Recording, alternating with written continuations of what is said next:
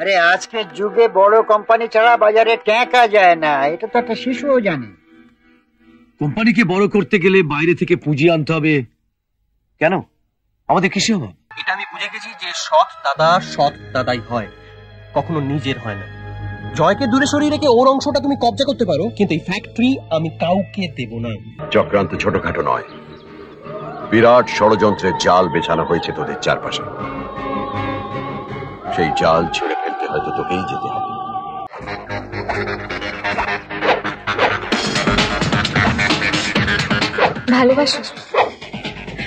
ভালোবাসা কি সেটা বোঝো?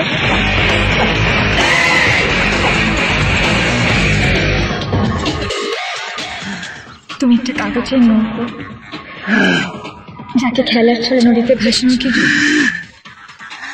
তার উপর নির্ভর করে নদী পার হওয়া যায় না।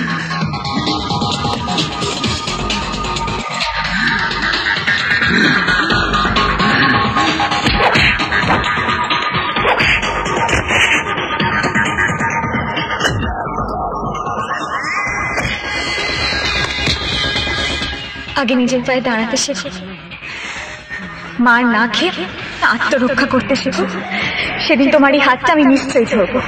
আজ না, আসিস। মরকট কি বলা হয়েছিল তোকে? হ্যাঁ, জয়কে মারতে না তার উপরে নজর রাখতে? মাথা মোটা হামদো কোথাকার আমার মসৃণ পরিকল্পনাটাকে খেতলে একেবারে ভোতা করে ছেড়ে দিল। কি করবো মা, মেয়েটা আসতেই না কেমন যেন সব গন্ডগোল হয়ে গেল। মেয়ে ছেলে দেখলেই একবারে আরে মেয়েটা কি, জয়ের সঙ্গে তার কি সম্পর্ক, এসবগুলো জানা আগে দরকার ছিল না। মামা, এই পাঠাটাকে আমার উপর ছেড়ে দাও, ওর মাংস কেটে কিমা বানিয়ে ছাড়বো। থাক, কাউকে কিছু করতে হবে না। সব কটা গোবর গণেশকে নিয়ে হয়েছে আমার হাড়ির হাল। সময় খুব কম, দুর্রূপকের একটা বন্দোবস্ত আমাদের করতে হবে। সতর্ক দৃষ্টি রাখতে হবে জয়ের উপর। আমার কথার এদিক ওদিক হলে সব কটাকে একদম শেষ করে দেবো। শেষ করে দিবি? চৌধুরীদের সব সুনাম বাজারে বিক্রি করে দিবি? সুনাম? তুমি কি এখন স্বপ্নে ভাসছো? চৌধুরী কনস্ট্রাকশনের যা দুর্নাম হয়েছে তার এ জন্মে ঘুচবে না। না রোহিত, না, এতদিনের সুনাম একটা বাড়ি ভেঙে যাওয়ায় নষ্ট হতে পারে না। তাছাড়া আমি এর তদন্ত করব, একটা সিবিআই তদন্ত করব, তাহলে আসল সত্যটা বের হয়ে আসবে। তখন আমাদের এই সামান্য কালিটুকু অনায়াসে মুছে যাবে। বেশ, চৌধুরী কনস্ট্রাকশন নিয়ে তোমার যখন এতই দরদ, ওটা আমি তোমার নামে লিখে দিচ্ছি, তুমি ফ্যাক্টরিটা আমার নামে লিখে দাও। আমাদের কোনো কিছুই তোর আমার নয়, এতে জয় রিঙ্কি দুজনেরই ভাগ আছে। জয়ের ব্যাপারটা তুমি মন থেকে মুছে ফেলো। একটা পাগল কখনো কোনো কিছুর মালিক হতে পারে না। আর রিঙ্কির ব্যাপারটা আমি বুঝে নেবো। তুমি ফ্যাক্টরিটা আমার নামে লিখে দেবে। আমি সৌদি আরবের একটা কোম্পানির সাথে কথা বলেছি, ওদের সঙ্গে কোলাবোরেশনে আমি ফ্যাক্টরিটা অন্যভাবে সাজাবো।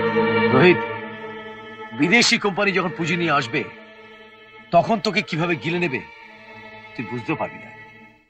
কেন এসব চিন্তা মাথায় আনছিস? কেন আনবে না? আরে আজকের যুগে বড় কোম্পানি ছাড়া বাজারে টেকা যায় না, এটা তো একটা শিশুও জানে। কোম্পানিকে বড় করতে গেলে বাইরে থেকে পুঁজি আনতে হবে। কেন আমাদের কিসে হবে? ঘরের টাকা আমি তোমাকে ৯-৬ করতে দেব না। আমরা আরব থেকে টাকা আনবো, কোম্পানিকে পাবলিক লিমিটেড করে পাবলিকের টাকায় বড়লোক হবো। বড়লোক হতে গেলে কত টাকা লাগে রোহিত? তুই কি বড়লোক নোস?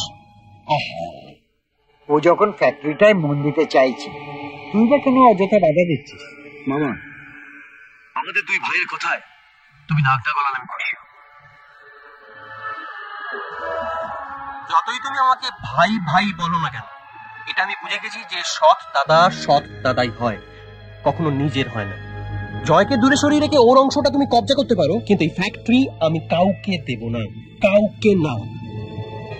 অযথা কথা না বাড়িয়ে যত তাড়াতাড়ি সম্ভব ফ্যাক্টরিটা তোমরা আমার নামে লিখে দেবে, এটাই আমি চাই।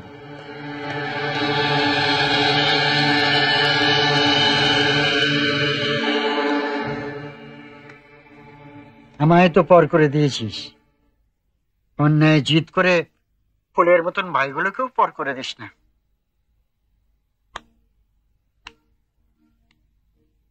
ভগবান তোরে ক্ষমা করবে না রে রূপক।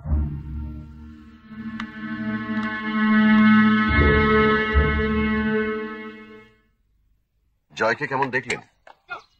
বিষাক্ত ওষুধটা বন্ধ হয়ে যাওয়ায় ও খুব তাড়াতাড়ি সুস্থ হয়ে উঠেছে। হ্যাঁ, ওর নার্ভ গুলো আবার সতেজ হয়ে উঠছে, খুব মনোযোগ দিয়ে ট্রেনিংও নিচ্ছে।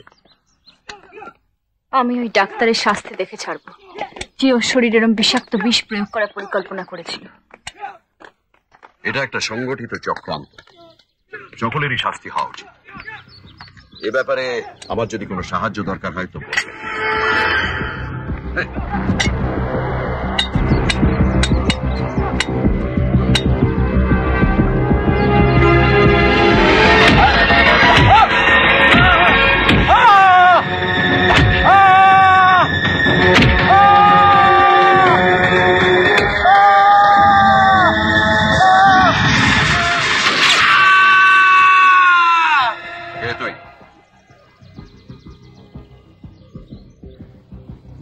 এখানে কে তোকে পাঠিয়েছে? কে পাঠিয়েছে তোকে বল?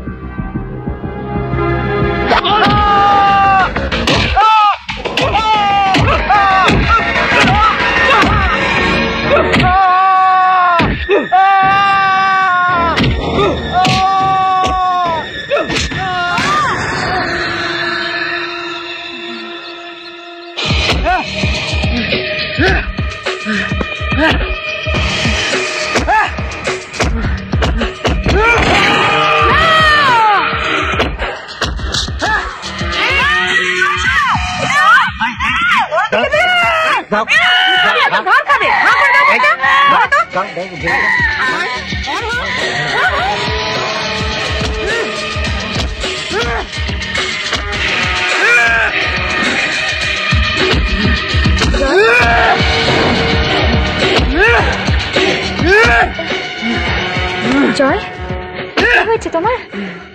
কি করছো তুমি? আমার বাবাকে খুন করেছে।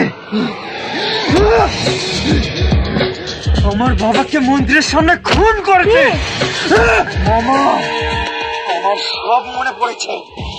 জয়, আমার বাবাকে খুন করেছে। জয়, আমার কথাটা শোনো। জয়, জয়, এরকম করো না। আমি ওকে ছাড়বো না। জয়, কিছুতেই ছাড়বো না। জয়, শান্ত হও। জয়, আমাকে ছেড়ে দিন, আমাকে যেতে দিন। আমার বাবাকে ওরা খুন করেছে, আমি ওদের ছাড়বো না। আমাকে যেতে দিন। তুই পারবি, তুই পারবি। চক্রান্ত ছোটখাটো নয়, বিরাট ষড়যন্ত্রের জাল বেছানো হয়েছে তোদের চারপাশে।